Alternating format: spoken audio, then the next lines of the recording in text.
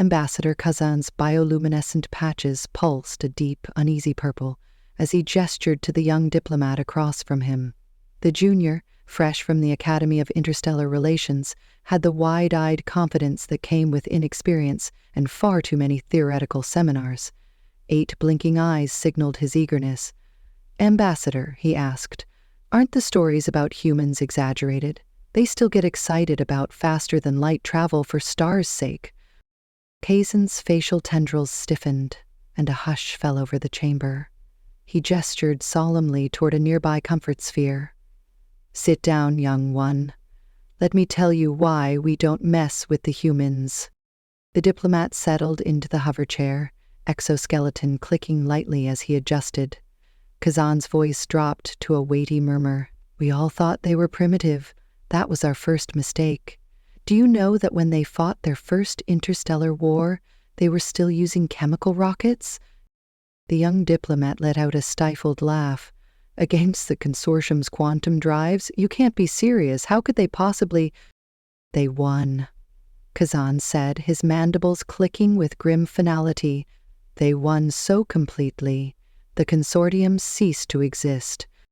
The laughter died instantly. "But what did they do with the victory?" "They went home," Kazan answered. "They returned to their solar system. No demands, no reparations, not even a claim on territory. They simply left." The young diplomat stared in disbelief. "But why?" Kazan paused. "Because they made their point. The consortium had antimatter cannons, time dilation fields, quantum disruptors, and the humans," he hesitated, almost chuckling, "the humans had something far more dangerous." "Superior weapons?" "No," Kazan said softly. "Imagination." He stood and slowly paced the room, his tentacles twitching as memory flooded his mind. "While we spent centuries perfecting energy weapons, humans were writing thousands of fictional scenarios about alien invasions. They imagined every possible way to defeat superior technology. So when the consortium attacked Earth, the humans weren't surprised. They weren't scared." "What did they do?" the junior asked, almost whispering. "Everything," Kazan said. "They turned orbital debris into high-speed shrapnel that pierced our shields. They used their planet's magnetic field to redirect our torpedoes. They hacked our quantum comms with something they called spicy math. Teenagers cracked encryption protocols just to prove a point. And then they executed something called Operation Yo Mama." "Operation what?" "Yo Mama," Kazan repeated flatly. "They calculated the resonant gravitational frequency to destabilize our space-time drives, causing them to implode. All while laughing and making jokes. They dismantled our fleet like it was a science fair project." "But that violates every rule of civilized warfare," the young one stammered. "Exactly," Kazan replied. "They don't follow rules, they find weaknesses, adapt, exploit, and they do it without mercy. We had predictable doctrines. They had chaos." He paused and stared out the window toward the distant blue-green dot that was Earth. "Do you know the worst part? They were holding back. We recovered their archives later. Thousands of more terrifying ideas.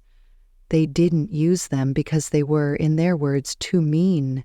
They had plans to weaponize black holes and chose not to." The junior's skin took on a pale hue. "And they didn't conquer us?" "They didn't want to. They demanded only one thing, that no one ever attack Earth again." Silence lingered. Kazan's glow dimmed slightly as he turned back to his young protege. "That's why the Treaty of Earth is the foundation of the Galactic Accord. They only had to be attacked once." The junior diplomat slowly rose from his seat, visibly shaken.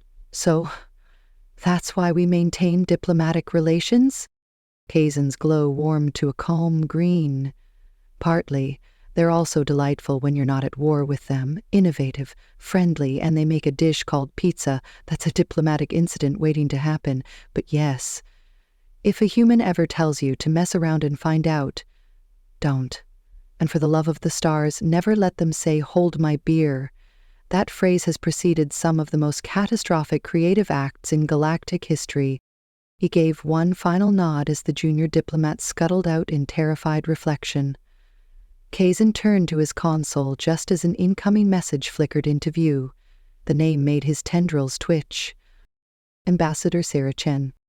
The last time she smiled like that, the galaxy got maims. Karn stood silently in the corridor outside the hall, his mind still spiraling from the tales Ambassador Kazan had just shared.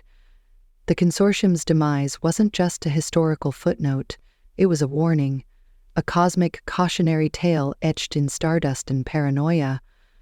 As the young diplomat gazed out through the crystalline viewport, Earth hung there, deceptively unassuming, like a quaint blue jewel nestled in the dark. But now Karn could only see it as a ticking time bomb of suppressed genius and carefully leashed madness.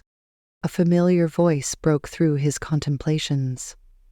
"You look like someone just told you humans invented fire by setting themselves on fire." The tone was amused, light, and thoroughly human. Karn turned and found himself face to face with a human diplomat, tall, smiling, wearing a loose-fitting diplomatic uniform that looked more like pajamas than statewear. Her name badge read Ambassador Sarah Chen. "I just spoke with Ambassador Kazanan," Karn replied, trying to sound composed. "He told me about the last war." Sarah chuckled, then reached into her pocket and pulled out a small rectangular object. She tapped it, and it projected a holographic image. A human in aviator goggles, riding a missile, painted with a cartoon duck. "We called that one Operation Duck You," she said cheerfully. "We weaponized irony that week." Karn blinked all 8 eyes slowly. "Why would you call it that?" "Because the operation leader's name was Donald," she replied. "And because someone dared us to." She lowered the projector. "But I'm guessing Kazan didn't just tell you about the tactics. He told you about what scared everyone the most." Karn nodded. "He said you're kind, fights differently, without rules, that you improvise, that you make jokes while rewriting physics." Sarah leaned on the corridor railing and smiled wistfully. "He's not wrong, but it's not just about winning. It's about why we fight. When we do, it's usually after we've exhausted every polite avenue. We don't want war, we hate it. But if someone starts it," she looked him squarely in the eye, "we finish it. Loudly." "But you're so cheerful," Karn said, confused. "And chaotic. You invent foods that violate biological norms. You play games with things that explode. And you name your most terrifying weapon programs after your parents' bad puns." "Exactly," Sarah said, now grinning. "You can't prepare for someone who laughs while losing, because they're already thinking about how they'll win from losing. That's not strategy. That's spite. It's improvisational revenge. It's human." The doors to the diplomatic wing slid open, and Ambassador Kazan re-entered, holding a large mug filled with steaming liquid.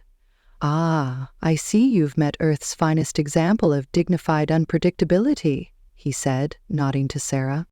"Coffee?" she offered to Karn. "I'm not allowed to consume that," he muttered, "after the hive mind incident." "Smart," Kazan said. "The Galactic Health Committee now classifies it as a high-energy biostimulant with minor psychoactive properties and major diplomatic consequences." Sarah raised her mug. "Cheers to making peace, not just out of fear but because we're really fun at parties." Karn looked between the two, then back out the window toward Earth. "So you don't just win wars," he said slowly. "You win minds. You make them laugh, or you make them scared. And either way, they never see you coming." "That," Sarah said, "is the secret sauce." Kazan nodded in grim agreement.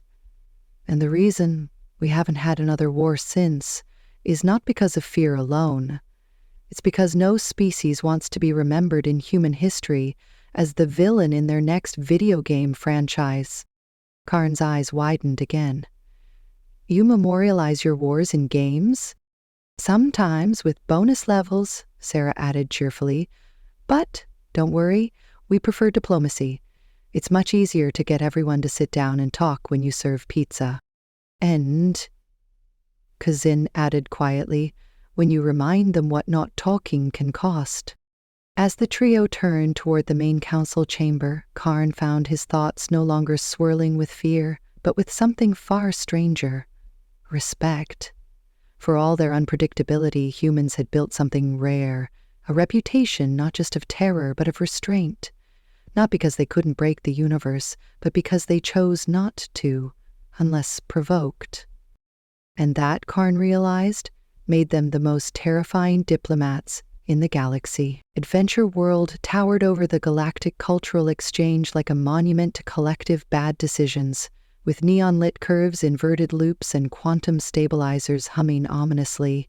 It was built by humans, obviously, and at the base of it all, surrounded by vibrating diplomats, pulsating crystalline beings, and an unsettling number of multilingual safety signs, stood Sarah Chen, grinning like she'd just declared war on gravity itself.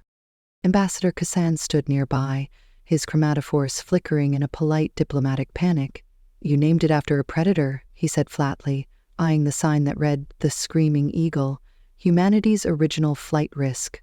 Why would anyone name a recreational vehicle after a predator? "It's tradition," Sarah replied, tightening her harness with practiced ease. "Also, it sounds cool."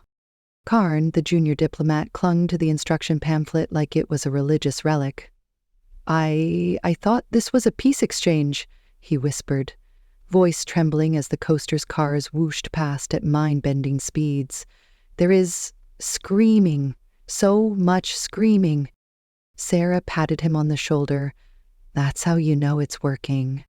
The Hive Mind Collective, jittery from several gallons of espresso and 4 previous ride attempts, buzzed with caffeinated joy. "We volunteer again, must experience simultaneous perspectives. Velocity equals diplomacy." No, Kazin muttered, being gently ushered into a tentacle-friendly seat. "There are galactic treaties against this." "I'm certain." "Relax," Sarah said. "We've installed reality anchors. Worst case, you'll only momentarily phase out of your personal timeline." Kazan blinked 3 times. "That is not relaxing." The ride began its slow ascent, pulling passengers up a towering incline that defied not just physics, but common sense. Below, onlookers gathered, some with snacks, others holding holographic cameras, and at least one aquatic delegate who brought a flotation device, just in case. As they reached the apex, Kazan glanced around nervously. Beside him, Karn had stopped blinking entirely, frozen in terror. The hive mind was humming what sounded suspiciously like Bohemian Rhapsody. Sarah simply raised her arms like she was welcoming an ancient sky deity. Then came the drop. Galactic languages have no word for the collective sound made by 13 species simultaneously experiencing G-forces, time dilation, and mild existential crisis. But if they did, it would likely be banned under the Interstellar Audio Safety Act. Sarah, however, screamed with glee. "Whoa, this is diplomacy!" When the ride finally screeched to a stop, Kazan's tentacles were wrapped around his own face. Karn had achieved a new shade of translucent beige, and the hive mind declared the experience significantly productive, recommend addition to ambassadorial training curriculum. Stumbling off the platform, Kazan exhaled with the breath of someone who had just negotiated peace with a black hole. "That was You mean fun?" Sarah offered him a water bottle with a straw designed for tentacles. "I mean, I have seen The Void, and The Void was wearing sunglasses and playing rock music." Karn slowly peeled himself out of his seat and blinked, his eyes sinking one by one. "Are all human recreation experiences like this?" "Oh no," Sarah said brightly. "This was one of the tame ones." Caden emitted a sound that his translator politely rendered as deep diplomatic dismay. "Please tell me there is a quiet pavilion with tea and historical lectures." Sarah's grin widened. "Sure, but first, we try the teacups." From behind them, the hive mind collective buzzed in harmony. "We request spin data. Caffeine vector suggests optimal chaos yield. Kazan sighed and muttered something about requesting reassignment to a less dangerous species, like lava slugs. Khazar's tentacles were still uncoiling from their third medically induced relaxation spiral as the delegation filed away from the screaming eagle. He couldn't help but notice that several of the silicate ambassadors had started sprouting additional faces, an apparent side effect of prolonged G-forces paired with unexpected emotional response to the final drop. The Hive Mind Collective, meanwhile, was still harmonizing in C# and discussing theoretical frameworks of joy as a propulsion system. And then came the next horror, ice cream. No sooner had Khazar wiped the last bit of ride mist from his fourth eye than Sarah Chen gleefully announced the arrival of human treats. A towering kiosk beamed bright pastel colors and let off smells that Khazar's species hadn't evolved to detect, and yet somehow were both enticing and deeply concerning. The kiosk's title read, Galaxy's First Interstellar Dairy Experience. Today, Sarah grinned, we'll be trying ice cream. It's sweet, it's cold, and it might make your brain scream. I beg your pardon. Khazar's chromatophores flashed a quick series of defensive orange and ultraviolet tones. Oh, you'll love it, she said, handing him a cone. The Hive Mind Collective was already engaged in experimentation. One tendril body began chanting the flavor properties of pistachio. Another was vibrating through 12 time dimensions to understand fudge ripple. A third just kept saying cold joy on loop. They announced in unison that they were experiencing multi-lactose dimensional delight and had elected to franchise the concept immediately. Karn, now recognizable by his once pristine exoskeleton, currently covered in rainbow sprinkles, approached Khazar with a question that should never have existed. Is it true, he asked hesitantly, that humans combine this substance with caffeine? Oh yes, Sarah replied far too quickly. We call it a frappuccino. Khazar took a bite. For one transcendent moment, he understood what it was like to die and be reborn in a snowstorm of dairy and madness. The second moment was just pain. Brain-freezing, logic-defying pain.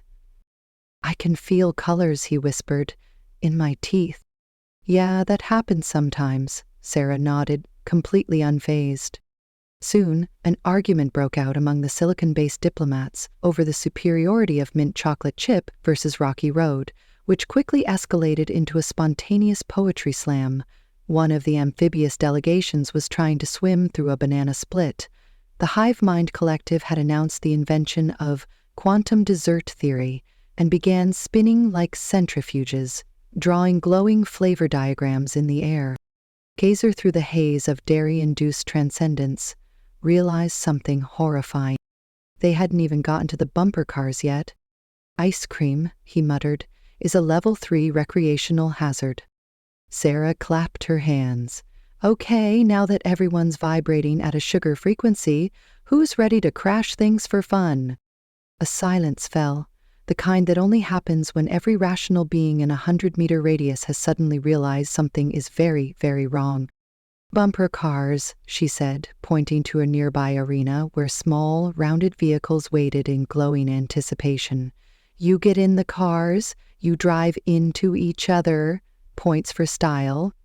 Intentionally? Khazar asked. Oh yeah, with kids too. It's a family thing. The Hive Mind Collective cheered. Velocity achieved through confection-induced euphoria. Collision course accepted. The bumper car arena was swiftly overwhelmed. Crystalline life forms debated the ideal impact angle. The gelatinous ambassadors oozed into their assigned pods with alarming enthusiasm. Zex, the junior diplomat, had given up entirely on maintaining composure and was trying to calibrate his personal shield for fun collisions. Khazar found himself being strapped into a candy-colored car by Sarah. I protest this in the strongest possible diplomatic language, he said. Duly noted, she replied, tightening the seatbelt. Moments later, the arena descended into total madness. Caffeine-fueled aliens crashed into one another, laughing, crying, occasionally exploding into interpretative dance. One car briefly phased into another reality before returning with a sticker that read, "I've seen things." The Hive Mind Collective, now spread across 12 cars and at least 3 local space-time zones, was performing synchronized impacts to the beat of their favorite Earth song, "Highway to the Danger Zone." Khazar's vehicle spun out in a glittering arc, colliding with Sarah's. He screamed. She laughed. "Isn't this great?" she yelled. "This is a crime against momentum," he yelled back. Later, crawling from the vehicle as the ride finally ended, he found himself covered in neon foam, sticky glitter, and a newfound appreciation for gravitational forgiveness. The bumper cars would later be classified as mild to moderate cultural trauma triggers in at least 17 species diplomatic handbooks. Still, when Khazar looked around at the smiling, wobbling, half-delirious ambassadors, laughing under rainbow lights and singing snatches of Earth pop lyrics, he couldn't deny it. The humans had once again weaponized joy. And perhaps that was the most dangerous weapon of all. The log flume ride, humans insisted, was a classic. To Ambassador Khazan, it was a physics experiment disguised as a wooden coffin. The structure loomed high above the park, gleaming under twin suns. At its peak, a single wooden log dangled precariously before plunging into a pool of shimmering blue fluid. Screams echoed from every direction, some joyous, some existential. "I must reiterate," Kazan said, clinging to the ride's safety bar with all 12 appendages, "logs are not meant to ascend." "Tell that to centuries of Earth lumber industries," Sarah replied cheerfully, seated beside him in the front of the log. Behind them sat Zex, the ever-traumatized junior diplomat, and a hive mind collective, now split into 5 subunits for optimal splash data collection. Kazan sighed in the resigned tone of a diplomat who'd signed too many interspecies waiver forms. The ride jerked forward. As they crept up the slope, Zex muttered prayers in 3 dialects. The hive mind units harmonized in caffeine-enhanced excitement. Optimal water velocity approaching, adrenaline spike requested. "I will never understand why humans voluntarily simulate danger for recreation," Khazan grumbled, watching the clouds below shrink as they climbed. "It's tradition," Sarah said with a grin. "Also, it's fun." That word again. At the peak, the log paused, just long enough for everyone to consider their life choices. Then, with the cheery malevolence of all human engineering, it dropped. The plunge defied reason. Water exploded around them, physics reeled, and Khazan's tentacles locked in patterns that could summon storms on his homeworld. Screams, laughter, and hive mind calculations mixed in a blur of cascading droplets and existential dread. When they hit the bottom, drenched and stunned, Khazan's internal organs rearranged themselves politely back into order. "That was horrifying," he gasped. "But invigorating, right?" Sarah beamed. Zex made a high-pitched noise that might have meant never again, but was lost as one of the hive mind's subunits declared, "Splash radius optimal, requesting replay with increased velocity." As they disembarked, an aquatic ambassador in a hoversuit floated past, laughing and recording everything. "Excellent entertainment," the alien said, shaking its fins. "Your species is delightfully reckless." "That," Khazan muttered, "is the most accurate summary of humanity I've heard today." Unfortunately for his dignity, the next activity was already being set up. Sarah handed him a towel and casually said, "You're going to love the next one. It's called ice cream." Khazan's chromatophores flashed emergency purple. "No more snacks," he warned. The last one caused a sugar-induced existential crisis among the silicoids. Sarah just winked. Technically, frozen treats are a separate category.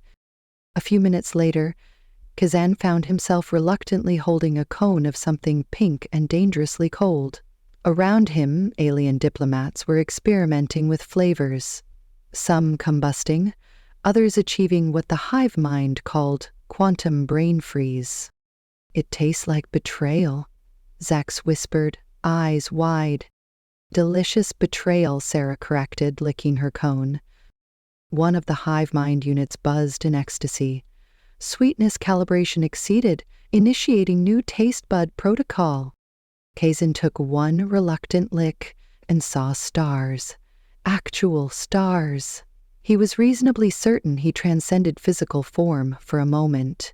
When he returned to consciousness, Sarah was gently patting his head. "You okay, buddy?" "No more flavors," he whispered. "Cool," she said. "Then let's try the cotton candy." Kazan groaned. The diplomatic report on this day was going to be 3 volumes long and likely banned from most academies. The log flume should have been simple. That was the first lie.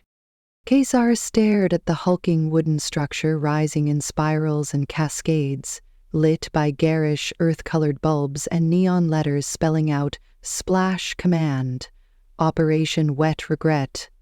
The ride had a distinct aura of menace, made worse by the constant screams echoing from its peak, none of which sounded especially joyful. Sarah Chen stood beside him in a promotional waterproof jacket. It read, "Fun Ambassador" across the back, in glittering bubble font. She looked far too pleased with herself.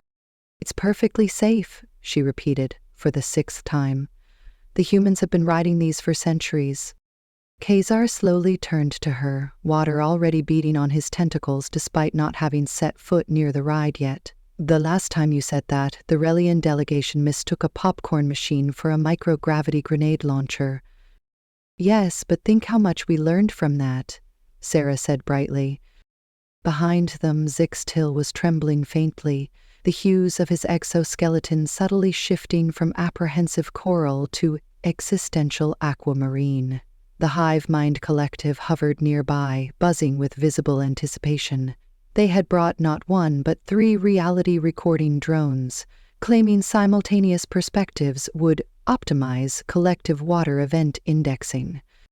As they approached the hollow log ride vehicle, built suspiciously like a glorified wooden coffin, Kazar's tentacles tightened.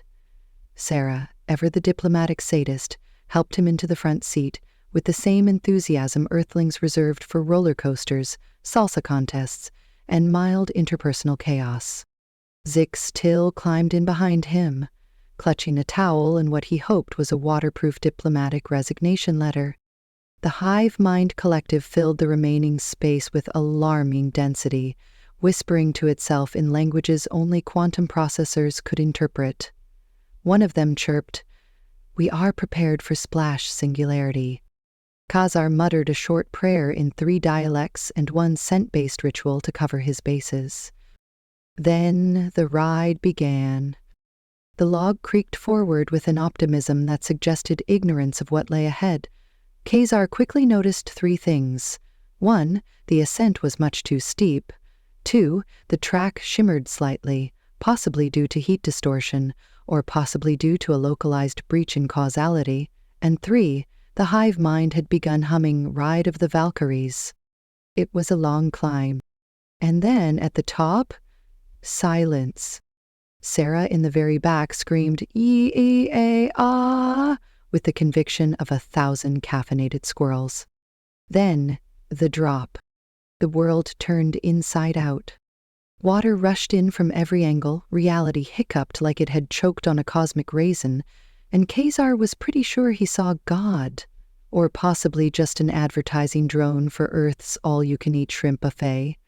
Either way, he'd have words.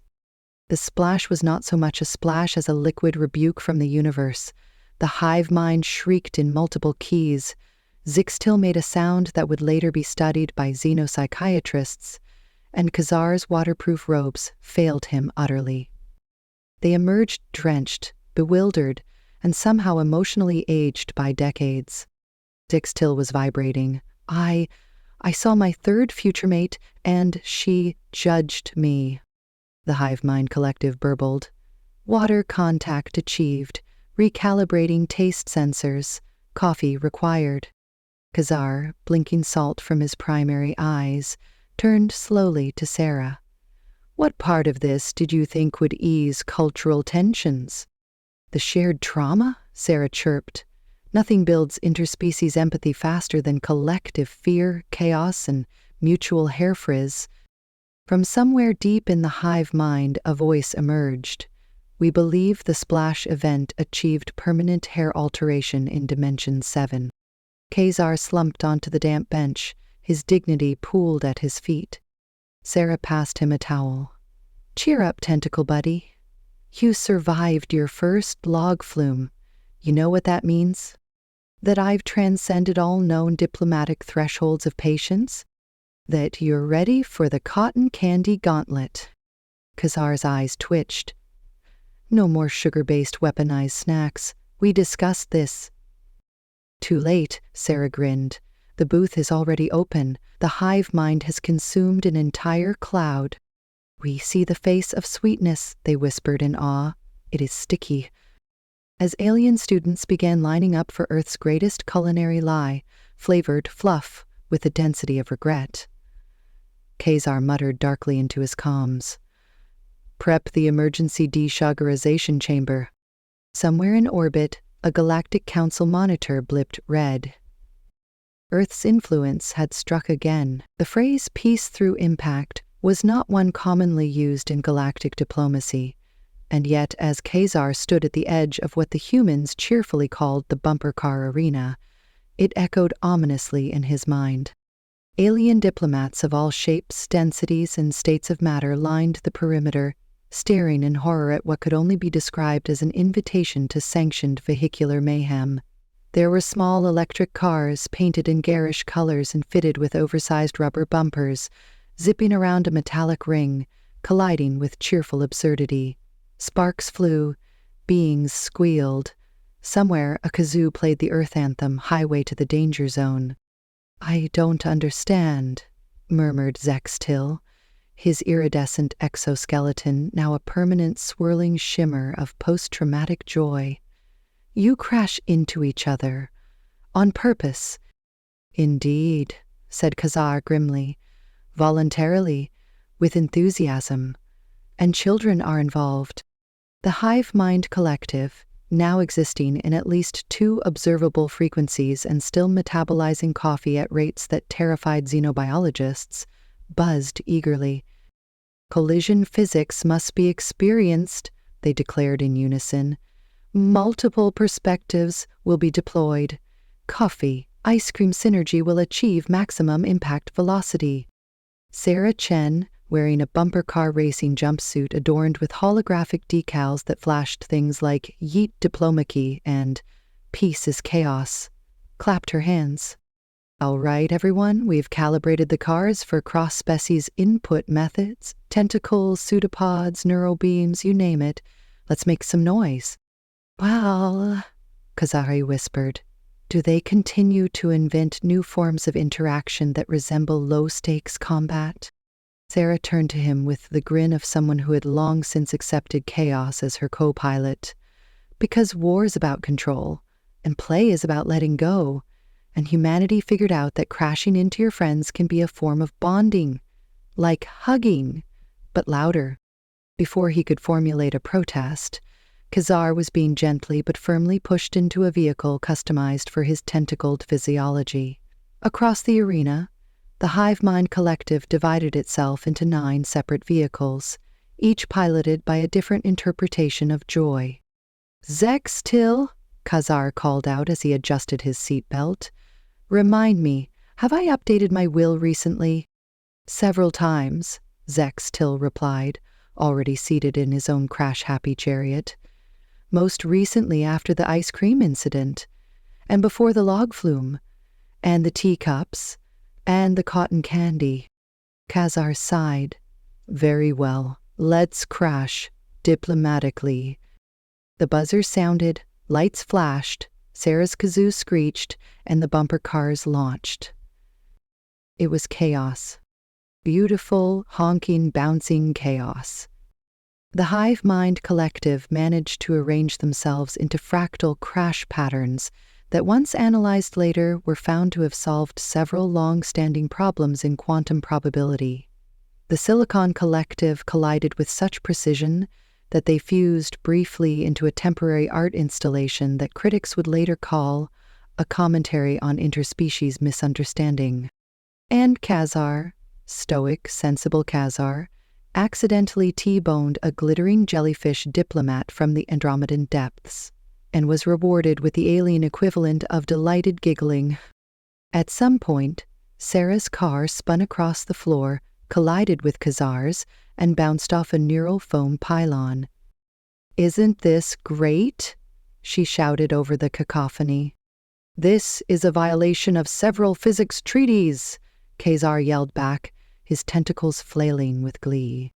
The match ended not when someone won, but when the Hive Mind Collective declared a temporary collapse of space-time enthusiasm and began glowing in shades of bubblegum pink.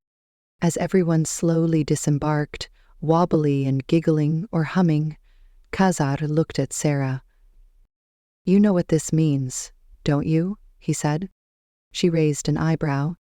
"Somewhere out there," he said, gesturing to the star-speckled sky above, "a species is monitoring this event. They're taking notes. And one day they'll conclude that the best way to unify a fractured galaxy is through car crashes, dairy products, and musical chaos." Sarah smiled. "Then they'll finally understand humans." And far above them, in a hidden observation satellite cloaked in neutrino shadows, a dozen wide-eyed aliens stared at their monitors and muttered, "What the hell are these people?" The galactic aftermath of the teacup ride incident had barely settled when Sarah Chen, with the composure of someone completely unbothered by the laws of physics, casually announced, "Okay, snack break." Ambassador Kazan's tentacles twitched. "Snack break," he repeated, like the words themselves were a looming diplomatic threat. "Yes," Sarah beamed. "We're introducing something new to the cultural exchange. Ice cream!" The words alone sent a shudder down the crystalline spine of the Silicon Collective, whose geometric patterns immediately became more jagged. The Hive Mind Collective, still buzzing from a caffeine high and their multidimensional teacup transcendence, let out a harmonic pulse that could only be described as ecstatic anticipation. Kazan was not so optimistic. "Sarah," he said slowly, his chromatophores shifting toward deep concerned violet, "ice cream is frozen and sweet and dairy. Do you not recall the chaos coffee alone brought upon the collective?" "Which is exactly why we're expanding their palette," she said brightly. "We're calling it a Frappuccino protocol. They're developing entirely new flavor-based dimensions." "Flavor-based dimensions?" Kazan nearly dropped his data pad. His unrelated accent dripped with dread. Just then, several food drones descended upon the plaza, distributing bowls of ice cream. Glowing pastel swirls infused with safe-for-most-species molecules and enhanced with microquantum flavor stabilizers. On command, the Hive Mind Collective approached, dipped into the ice cream with vibrating appendages, and froze. Literally, the entire collective stalled mid-thought, mid-buzz, mid-glow. Silence spread like a black hole of confusion. Then came the hum.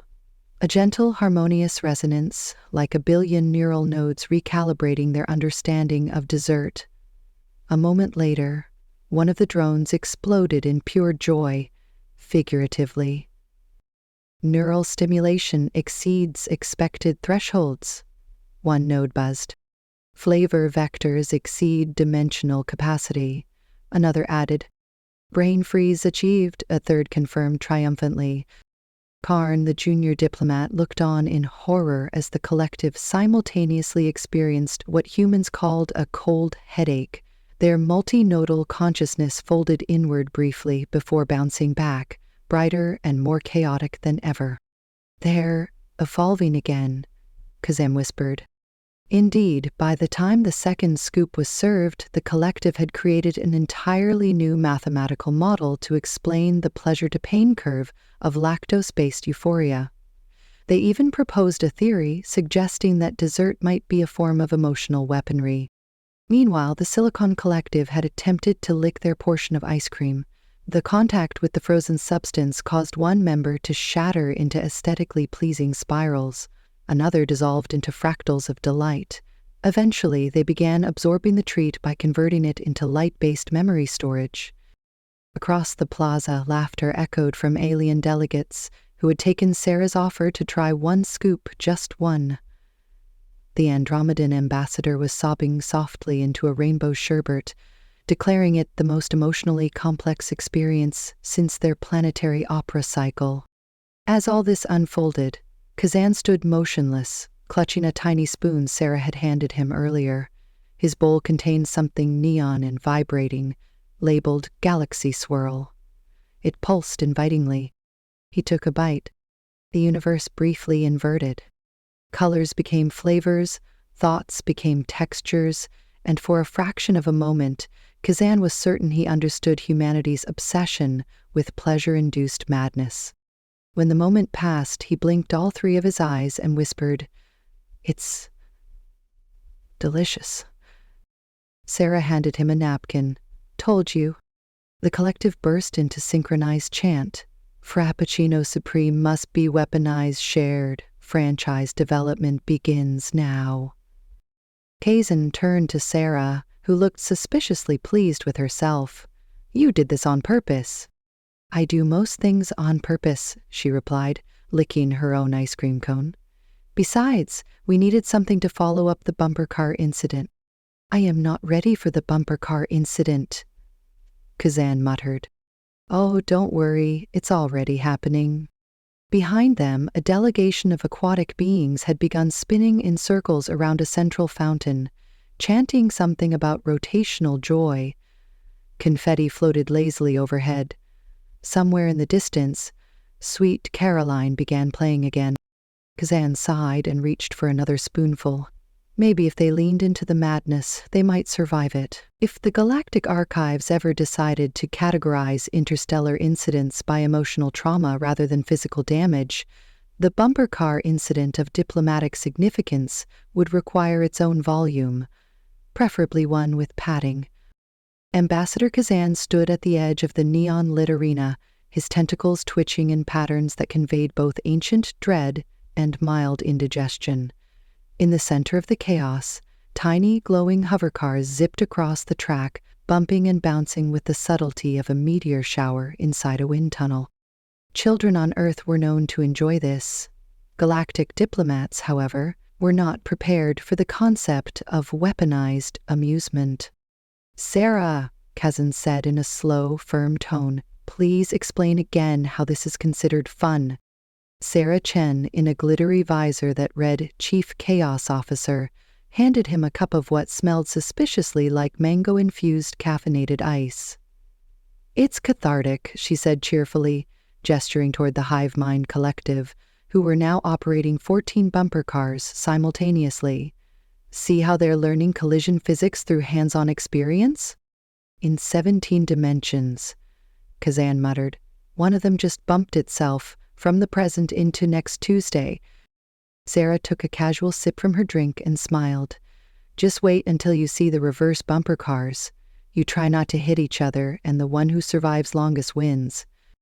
The Galactic Safety Council, standing in the observation balcony, had already fainted as a group. A crystalline logician twitched on the floor, whispering equations no one understood.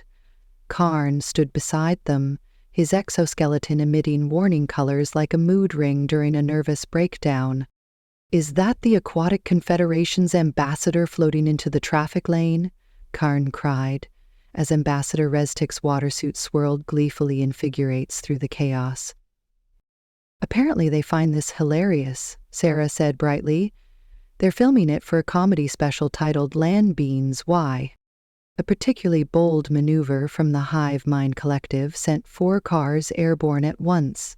A moment later, Zix, still sporting the latest Zarthari fashion color known as bumper-induced liminal horror, ran screaming from a spinning vehicle and dove into a cotton candy stand. Kazan turned sharply. "You promised there would be no more human snacks." "That's not a snack," Sarah said innocently. "That's a thematic experience." The bumper cars roared. Somewhere in the chaos, one of the hive mind units announced, "Now calculating optimal collision force to create stable wormhole. Coffee levels at 137%. "That's not how wormholes work," Kazan shouted back. But even as he did, a ripple of energy shimmered through the bumper arena. A small portal opened briefly and expelled a confused, time-traveling Neptunian ambassador holding a kazoo and wearing a Team Chaos shirt. Sarah sighed. "Again? That's the third one this week."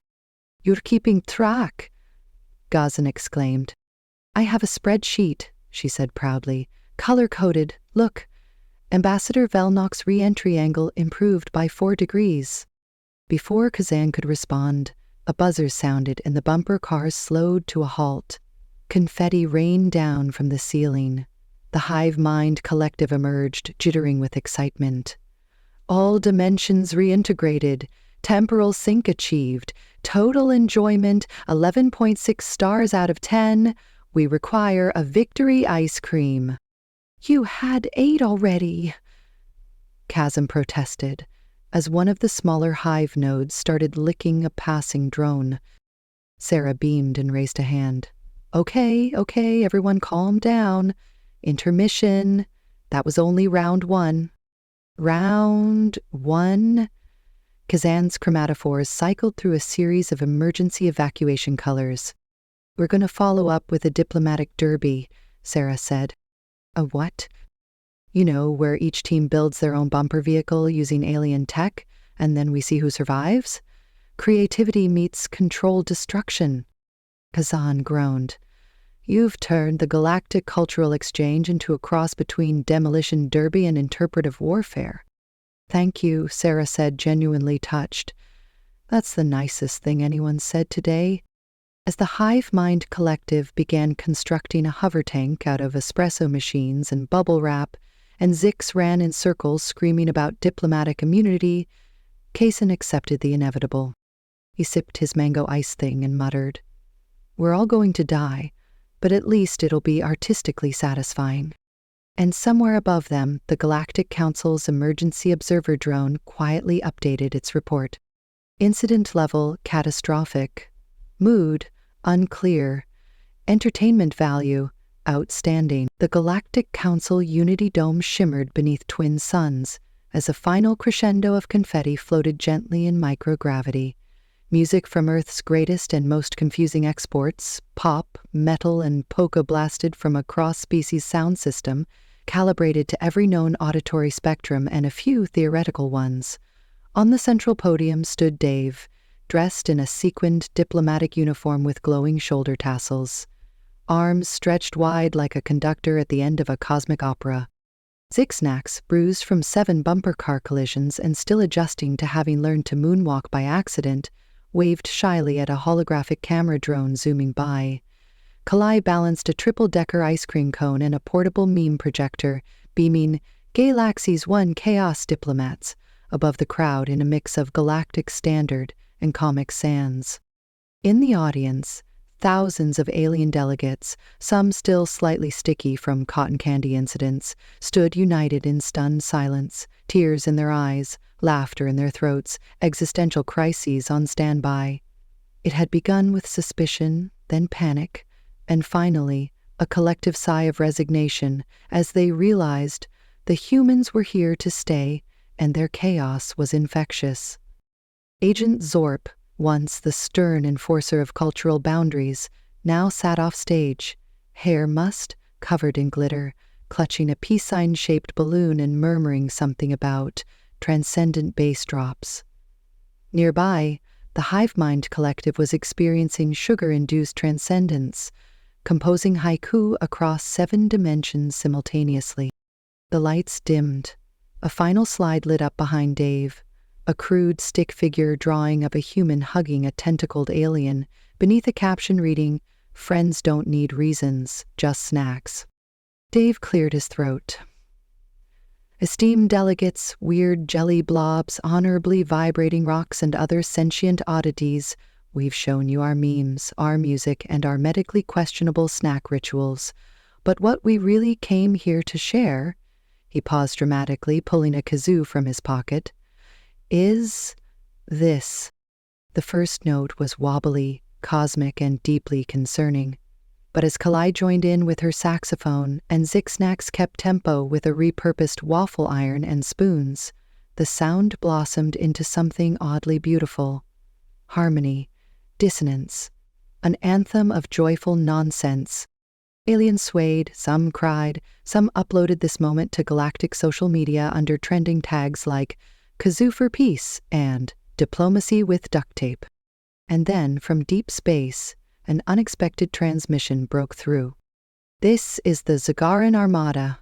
We were en route for conquest, but then we heard the music. Silence. Then the next line.